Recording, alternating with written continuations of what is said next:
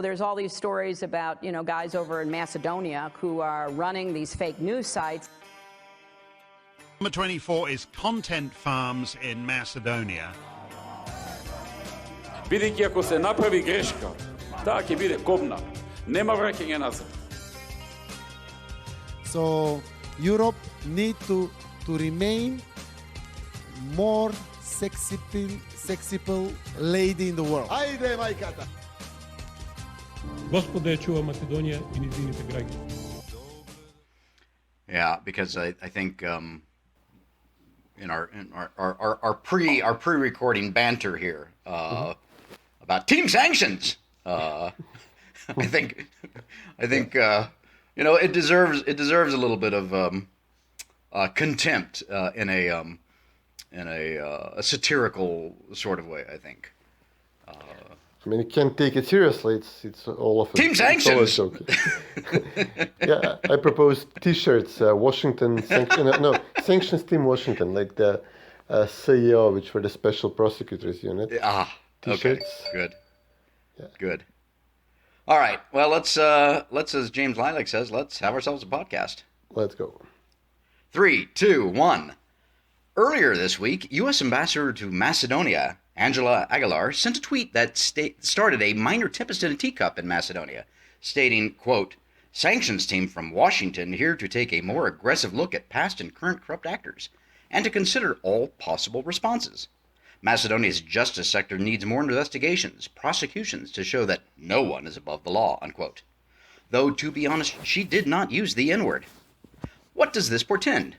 As the appointed viceroy in Macedonia, will she and Team Sanctions be looking at corruption from all sides?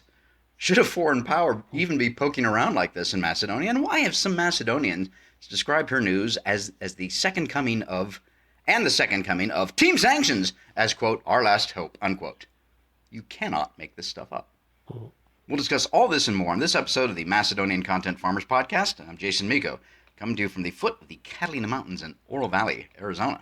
And this is Cvitin Chalemanov in Skopje, Macedonia. Team Sanctions! Oh, but here we go again. Yes, I know. Yes. Okay, you said yes. She said sanctions team, but I think it should be Team Sanctions. I went with sanctions team because it fits with the Special Prosecutors Unit. With the abbreviation. Yeah. Well, we'll do merch in both Macedonian and English, and see which one sells better. We'll have a competition for Team Sanctions or Sanctions team. To see what looks better. So anyway, so yes, this is episode 148, I think, of the Macedonian Content Farmers Podcast. Who knows? What's that? I think we messed up the order of the episodes. Yeah, minor stuff. We'll figure that once we get to episode 150. Then we'll figure out what. Yeah. We'll talk about the we don't talk about episode 10. Yeah. And then whatever other episode that we missed. But anyway, so we're recording this on what's today? Thursday, the 8th of December. Sounds good. And Angela. I keep saying Angela. I've got Mutti Merkel in my over 16 years of saying Angela Merkel. Angela Aguilar. So created this minor tempest in a teacup. Actually, it's probably a storm. I don't know. It's going to be a storm. Yeah. So Team Sanctions is there, whoever that is. Although, to be, all joking aside, in the tweet she said Sanctions Team, capital S, capital M. So I'm assuming that's a thing within the U.S. Department of State. I need to go look that up because I'm kind of curious myself. And I will preview.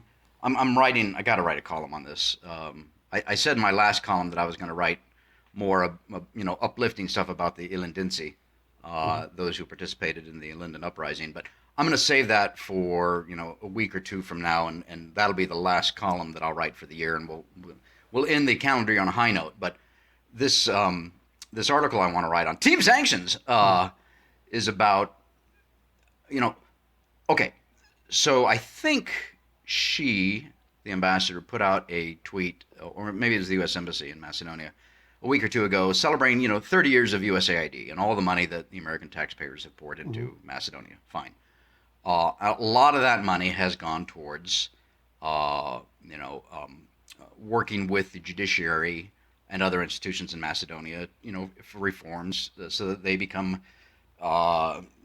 less corrupt and, more in the pursuit of the rule of law, etc., blah, blah, blah. So the American people and other countries have spent a lot of money in Macedonia on these things. Fine, wonderful. And then, of course, we know that the Macedonian judiciary is corrupt, kind of follows the current government. The question is, why, after all this money and all these years, is it still corrupt? Well, that's what my article my column will kind of look at, and we can talk about that here. And I posit two things. Number one, 2001, and number two, 2015-16. And that is in 2001, after the war, that Ali Ahmeti and his so-called NLA started. Nobody from that side ever faced never faced justice.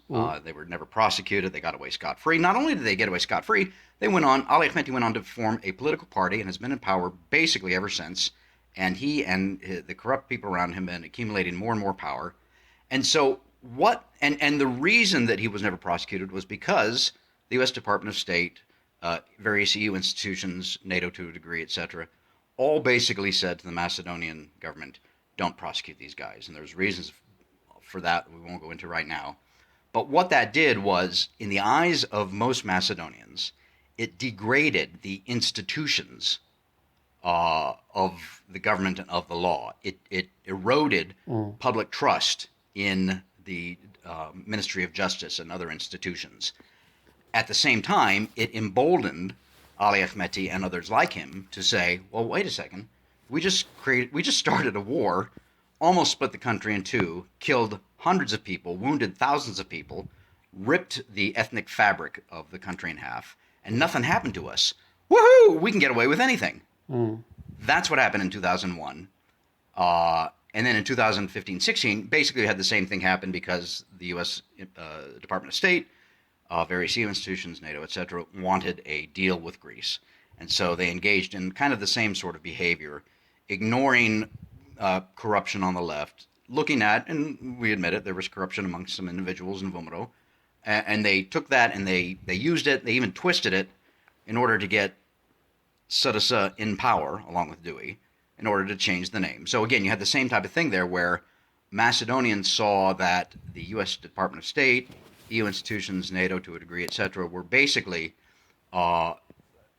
turning a blind eye to corruption on the left in order to achieve certain policy goals on their behalf.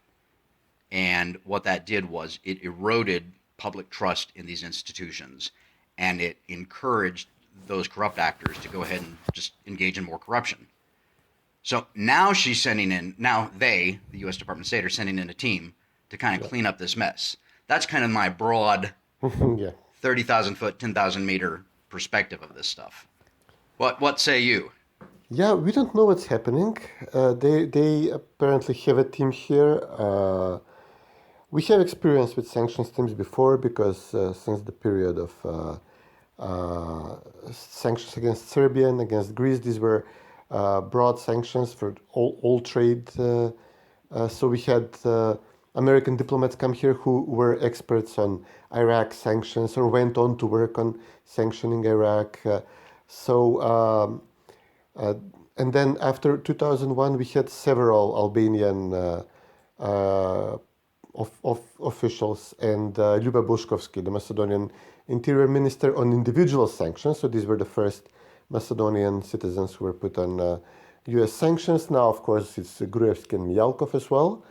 And the open-ended announcement that there will be more associates of Gruevski because of resisting the Prespa Treaty put on this list.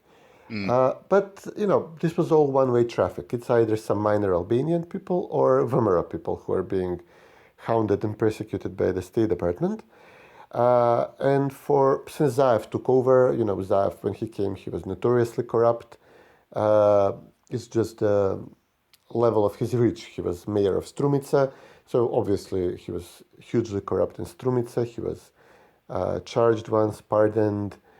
During the Colored Revolution, evidence dropped about other charges, selling state-owned land, extorting businessmen from the region. etc. And the U.S. Embassy never mentioned anything about Zaev's corruption, about SDSM corruption, and as you said, mentioning anything about DUI corruption, Albanian corruption, it's out of this world. It's unimaginable for us that the U.S. Embassy would ever go against the Albanians or against SDSM. And in these 5 years since Zaev has been in power, there were weekly reports of serious corruption, including in vaccines, including procurement, in healthcare, entire private hospitals being racketeered, major businessmen being extorted with the wiretaps, including Orce Kamchev over his hospital and his agricultural business and other businesses. The special prosecutor was sent to prison for extorting directly businessmen. We had Zaev turning Macedonia into a huge cannabis growing operation with clear, not indications, but actual evidence in some instances that these drugs are being smuggled into Europe and not used to produce cannabis oil as it should be, as they state on their, as is the official reason for their opening. So, we have huge levels of corruption here, but the embassy was quiet. Okay, they would be involved in some cases such as one of the large cannabis arrests. They issued a statement, but this was usually done. They issued also a statement after the Interior Ministry was found to have issued over 200 passports to all types of criminals, like a hitman for the Serbian, the Montenegrin mafia. Like there were ISIS people that received Macedonian passport. There was an Arab who was money laundering for the Italian drug mafia. So a huge scandal. Now the embassy issued these 2 press releases mentioning, acknowledging there is corruption in the country. But in both cases, VMRO would accuse SDSM of the crime, especially in the case of the passports. And then SDSM would say, but listen, no, wait, we were actually working to uncover the crime, and you broke the, going public, you disrupted our investigation into our own officials, and you, by the way, disrupted an investigation which we are coordinating with the US. The SDSM government would always run to say, look, this is the Americans that are running the show, and we were working with them, and VMRO is trying to sabotage our joint investigation. And this is when the embassy would react, would say something like, yes, we are involved in investigation, or yes, the DEA was involved in the marijuana smuggling intercept. But, it's heaven and earth difference compared to the time of Gruevski. So then for minor, mundane issues such as, just purchasing a vehicle each government needs to have for transporting dignitaries, the money were not stolen, the vehicle was actually purchased. The U.S. Embassy insisted on accountability from the highest levels of government, not the official who signed the purchase contract, but it all had to go straight to the Prime Minister.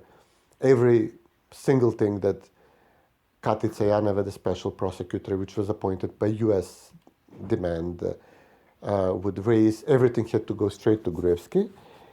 Now we have, major scandals which clearly involve the Interior Minister. The marijuana farm is Zaev's.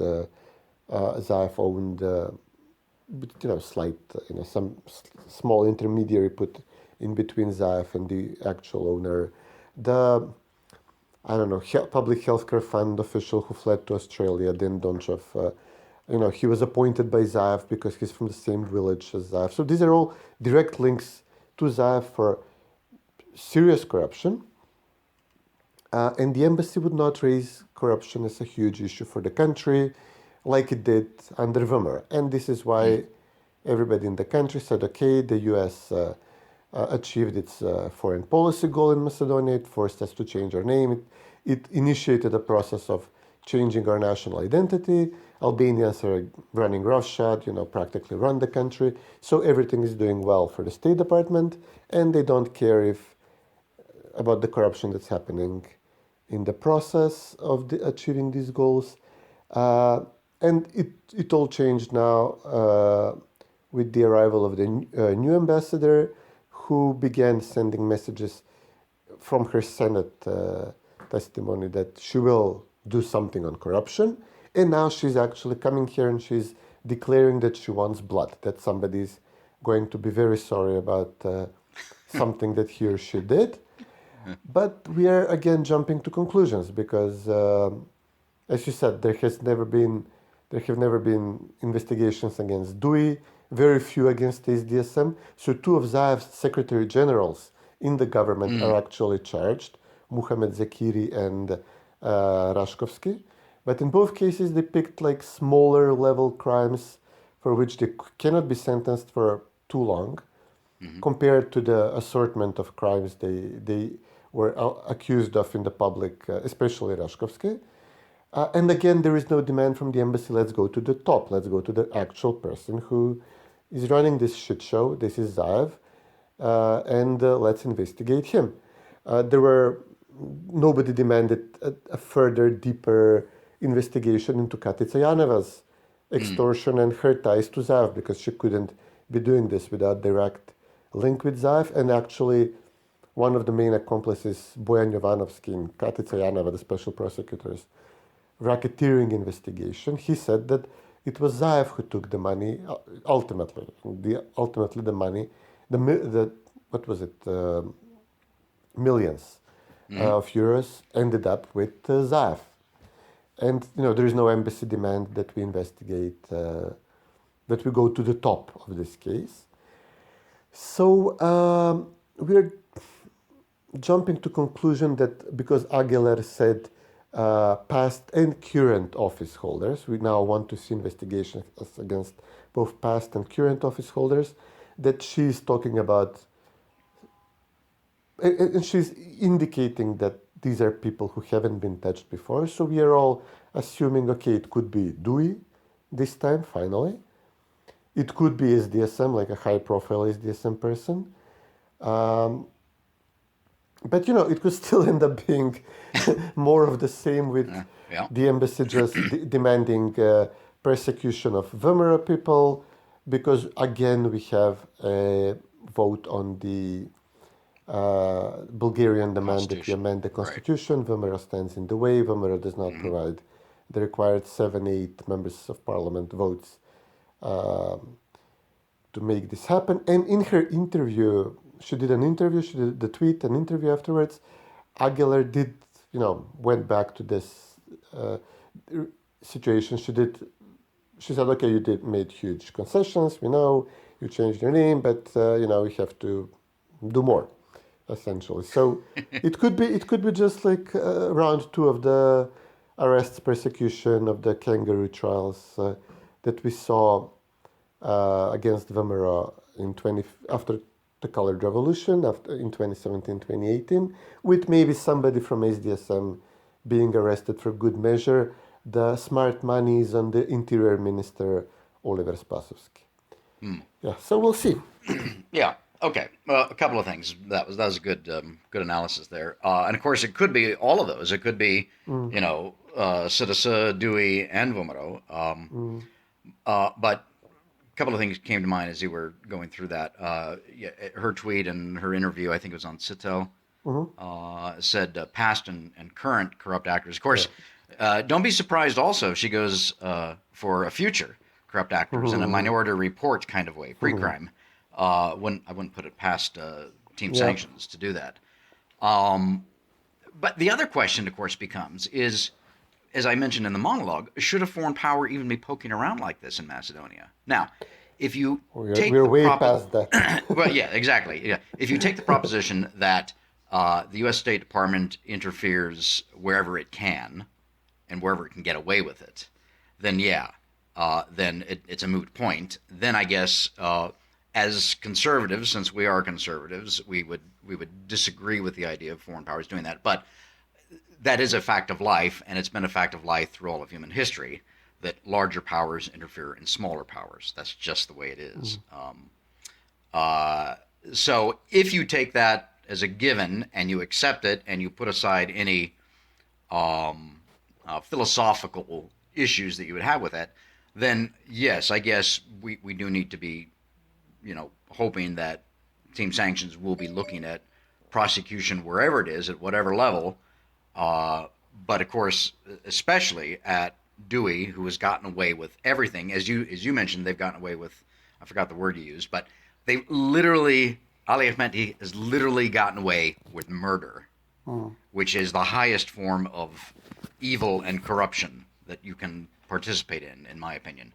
So, and as I think our friend Sasha Uzanov and has pointed out, and I pointed it out as well, Ali Ahmeti himself has hinted in talking with mainstream media, I think MSNBC or something, that they're not, they meaning Dewey and before Dewey in LA, are not so naive to think that, to know that the money that they've gotten comes from illegal operations and things like that. That they themselves are actually involved in, whether it's trafficking in weapons, trafficking in drugs, trafficking in women, trafficking in young girls. They've been involved in all of that, I am sure. To say nothing of things like Artan Grubi's involvement in the 1999, the so-called Yellow House in Albania, etc. Actually, I mean, this is a bit of a misconception. He was involved in an investigation into the Yellow House, and this is actually a funny aside. He was getting political flack. This is how he became known for this case. So the Yellow House was that allegation that the Učaka, the Albanian guerrillas, were taking organs out of Serbian prisoners and Albanians, Roma, whoever, and they were selling them to the highest bidder. So there was a German journalist who began an investigation into this, but the Albanians declare it as Serbian and now, of course, Russian propaganda. They would never, how dare you, etc. So they go after anybody who alleges that this was actually the case. So Artan Grubi, he was tight with the international crowd, so he was hired to be a translator for a group of investigators, like impartial UN, something like that, investigators who were sent there to actually whitewash the whole thing. And he got a lot of flack in the Albanian public sphere for actually cooperating with the investigation, because this impinges, this throws shade on the glorious fight of the Učaka. So he's not in trouble for actually selling organs. He's in trouble for trying to investigate the allegations, even though it's a whitewash. The Albanian nationalists accuse him of dishonoring the nation. So this is the weird. It's all upside down in their world. You can't make this stuff up. Yeah. So what you're saying is Učaka and the Albanian chauvinists amongst them are proud of the fact that they took live prisoners, removed their organs, sold them to the highest bidders to buy weapons to fight Milosevic. They will destroy you if you try to allege this, and if you're an Albanian. Oh yeah. Like there is some Albanian singer who said now that the Swiss players who are Albanian, they shouldn't be making the Albanian hands eagle sign at the World Cup, and she got 15,000 death and rape threats. It's online because she said, "Come on, guys, it's stupid. You play for Switzerland. Stop being nationalist, and you're not supposed to cross the line when you're an Albanian and criticize your own side." Yeah, as I've always said, the Russian mafia will just cut off your head. The Albanian mafia will cut off your head and send it to your mother. Yeah. So it's. Did you saw that Romanian comedian? We are now getting off track. The one in was that in Brussels? Yeah, that was beautiful. That was hilarious. we can put a link to the show notes in there. Yeah, that was that was worth it. That was hilarious. Yeah. Anyway, yeah, we're getting off track. So about all the crimes Dewey has done and never investigated. So again, so going back to my original question, should a foreign power be poking around like this? We made the position. We took the position that yes, the U.S. State Department's been involved in there and everywhere, not just Macedonia. Not to pick on Macedonia, but it's anywhere and everywhere that they can get their talons in. Although and then I want to go back to this other issue of before we get into some of the specific cases that we talked about pre-recording. One Macedonian quoted in passing around an ambassador's tweet and said that a lot of Macedonians are saying that this investigation, this Team Sanctions, is, quote, our last hope, unquote, which is please, folks, listen, anybody listening to us, please do not put your hope in Team Sanctions, the U.S. State Department, the United States government, the Macedonian government, the Macedonian judiciary system, the United Nations, the Russian Federation, NATO, the European Union, WHO, the Olympic Committee. Don't put your trust or your hope in any of these groups. They will always, always disappoint you. That's just the way it is. Yeah. Those are the most depressing. Oh, sorry. Go ahead. No, go ahead. No, go ahead. I mean, these are the most depressing people we have now, who actually take this stuff seriously, take this stuff at face level. That the U.S. Embassy is going to try to sincerely clean up corruption in Macedonia after our experience with Katica Janeva, the Colored Revolution, etc. I mean, of course, there are some like Borjan Jovanovski on the SDSM side. They said, great news, they're coming, of course. But the more honest people on the SDSM side were,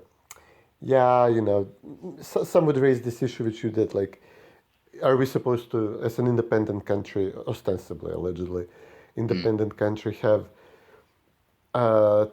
Team Sanctions or Sanction Team Washington come to Skopje and do this for us? But then there are some like neutral and even some light Vemera people who say finally they're coming to save us, and it's just, come on, people. It comes under the broad heading: be careful what you wish for, you may actually get it. But again, I think the broader picture, and I'll flush this out again in the column, is that the U.S. State Department, together with the other actors, NATO, EU, etc., basically, they are responsible directly and indirectly for eroding public trust in institutions that they themselves were sending foreign teams in to try and bolster and reform. So it's almost like they created the fire, now they're trying to put out the fire in a way. Although we have, as we've been discussing, we have yet to see what part of the complex are they going to try and put the fire out? Dewey, Citisa, Vomero, all three, etc. Anyway, because to continue with this metaphor, because if they only put the fire out in one part of the complex, it will still spread to another part of the complex. Oh, I like that. Anyway, we'll see. But let's go on. So, talking about corruption in general. So we two things that we wanted to talk about: the Council of Judges appointment and the Arachinovo police issue. And you've been following both of those closer. Can you kind of explain to our listeners what those current scandals are? I mean, there are like the embassy is raising issues with the judiciary, and there is some kind of flux. So there is first of all, there was the appointment of a new special prosecutor in Katica Janeva's old position. The successor to Janeva, the lady who actually put her in prison and put a lot of Vemera patriots in prison and blackmailed members of parliament, Vilma Ruskovska, she was removed after she threw punches with an Albanian prosecutor, investigator, one of the more corrupt ones. So when she was out, this left a vacancy. So SDSM and DUI appointed a person from Ali Ahmeti's own village, who laughably claimed that he does not personally know Ali Ahmeti. And after that, pictures emerged. Obviously zero distinguished, zero achievements as a prosecutor. So the ambassador mentioned him, that his appointment is suspicious. This is actually what elevated suspicions that the embassy may actually go after DUI. Then there is it should be an independent institution, the Council of Judges, which appoints judges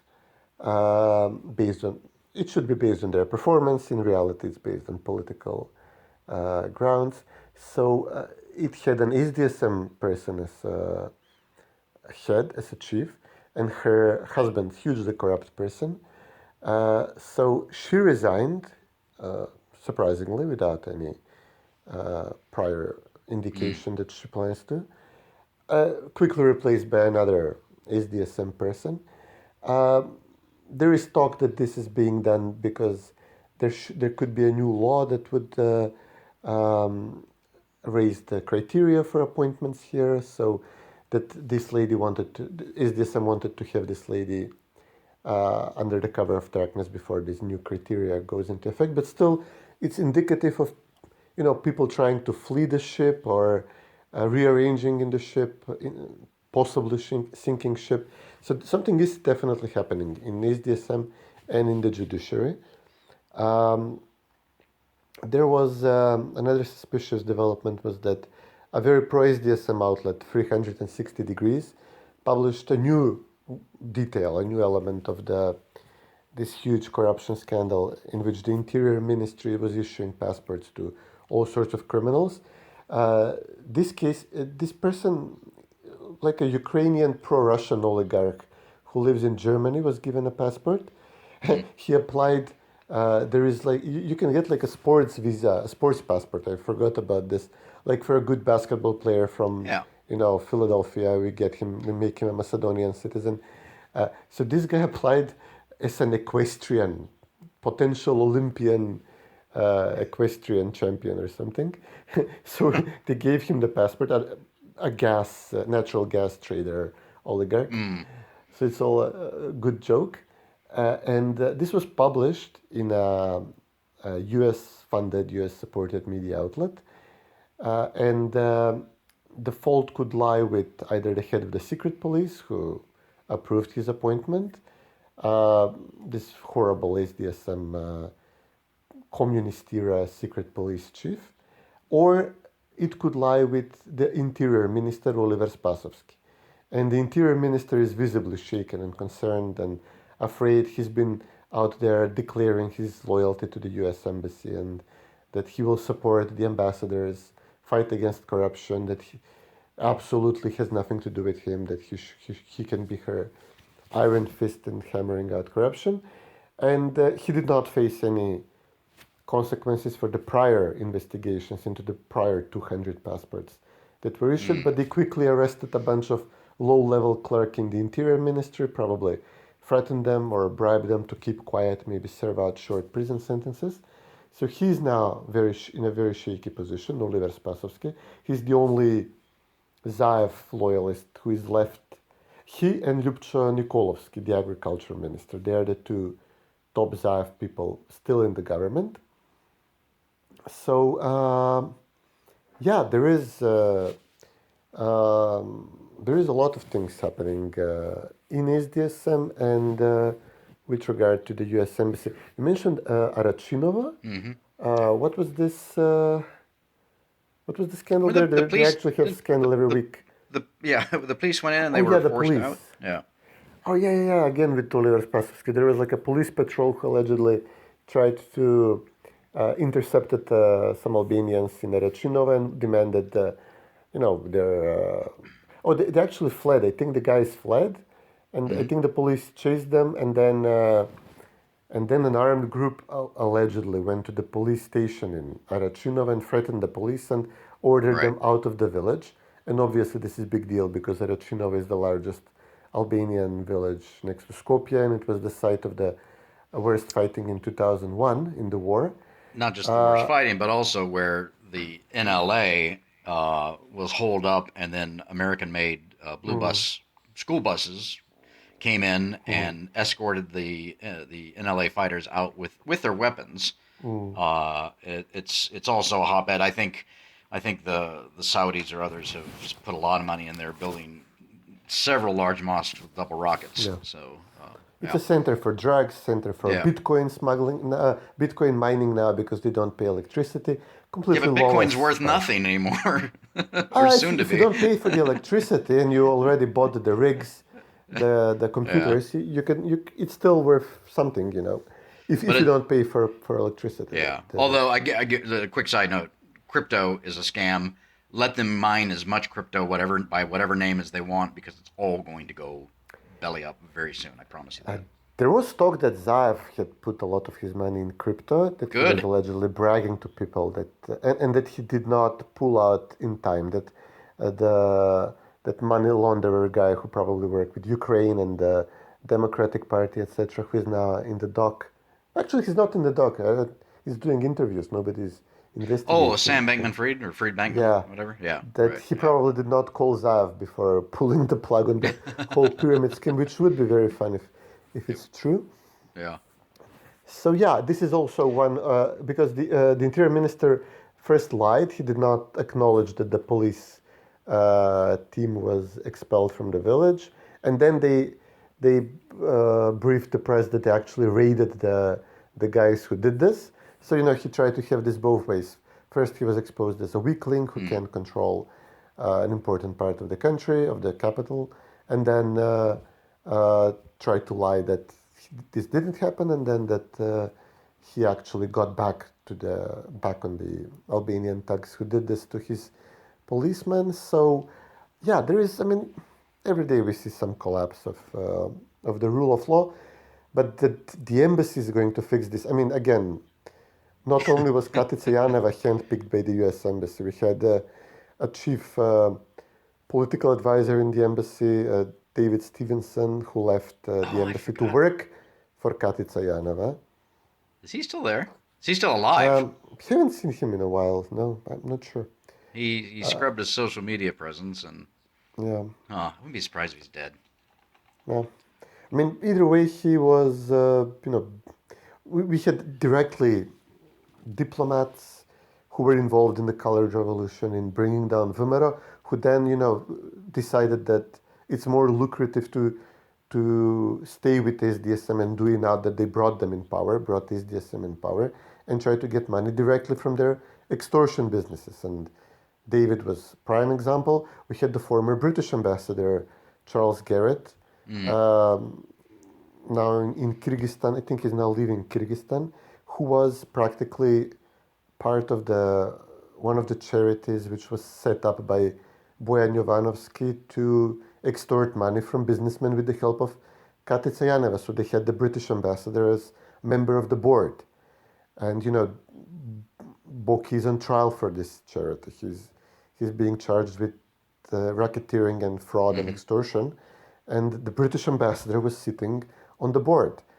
Not to mention, the Soros crowd. I mean, once you go from what should be like the formal diplomatic corps into the NGO world, which works hand in glove with them, things get completely murky and ridiculous here. They don't even have to have any pretense once you move from the embassy to the affiliated NGO sector. They are now making money hand over fist and in all sorts of corrupt ways. So, yeah, I mean, it really, the ambassador was lamenting the fact that the judiciary has 8% ranking in the country after the US invested like tens of millions in the judiciary. But I think if she does a ranking of the embassies in Skopje of their public perception about their corruption, I think she would be. I mean, she would dream about having 8% here. It's all a shit show, and it's there. They start. I mean, they're running it. It's their circus, their monkeys, and now they're going to investigate themselves. I don't know what they're doing. Yeah. Well, we will see as this ball gets rolling. I probably should. I do want to go back. Send me a link to the Sitel interview if you can find it. If you have it handy, I want to go back and listen to that. All right. Well, we'll keep monitoring this, and I mean, because she just arrived a few months ago, and all of a sudden she's trying to she's come on strong, shall we say? So. Well, she knows the country. She was here. Yeah. Sure. But immediately after this, she met Ali Ahmeti. She's meeting with Oliver Spasovsky. She's meeting Ordanovsky, people like that. So it's not like, I mean, this is her crowd. She was working on setting up the media, this corrupt, interlinked media group, which was working during the Colored Revolution to support the Colored Revolution. This is her crowd, and it's ridiculous to imagine that she will investigate this network which she built under Ricker while she was here under Philip Ricker, that she's going to bring it down for what? For the perception of more ordinary Macedonians, because they now realize that corruption is a national security issue for the country. I mean, You should be ridiculously naive to think this. Right. All right. Well, let's we'll keep following this. Obviously, this is going to be a long-term issue to follow. And let's just talk briefly before we end here, because it is tangentially related to what we were talking about earlier, which is 2015, 2016. So the corruption that was ignored in order to force a name change through. Well, first to get the correct, I'm using air quotes, government in place, then to force the name change through. And I saw Zaev and others, I think Nikola Dimitrov on Twitter, celebrating this last week, actually, the opening of a Macedonian language center in Greece, which, in and of itself is good news. There are Macedonians, Macedonians living in Greece. They're citizens of Greece, and Macedonian is their mother tongue, and they're Macedonians, and there has not been a Macedonian language center, and so one was finally opened. But both Zaev and Dimitrov and others were crowing about this and touting this as a tangible success of the so-called Prespa agreement. And yet, and I said it in a tweet, and others as well, how long before the Greeks shut it down? And not more than 3 or 4 days later, the center is already getting threats and protests, and the question is, how long will it be open? I don't know if it's a physical building or if it's online or a combination, but it isn't